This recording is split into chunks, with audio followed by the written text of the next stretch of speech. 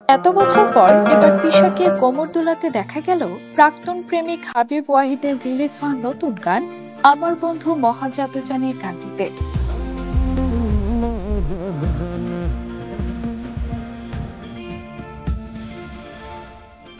আমার বন্ধু মহাজাদুজানে Coke studio বাংলার তৃতীয় সিজনে গানটি মহাজাদু নামে প্রকাশ পেয়েছে, যেখানে গানটি গেয়েছেন হাবিব ওয়াহিদ। গানটির কথা ও সুর লিখেছেন বাউল শাহ খোয়াজ মিয়া, যিনি সম্প্রতি মারা গেছেন। এই গানটি আমার বন্ধু মহাজাদুজানের গানের একটি নতুন সংস্করণ।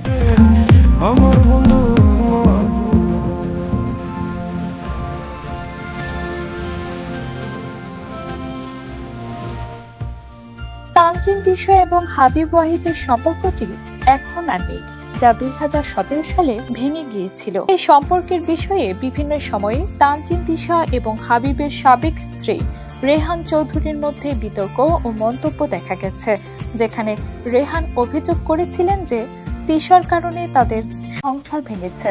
কাজী উপমামি, বিনোদন ডেস্ক, দিনিয়াস পোর্টাল।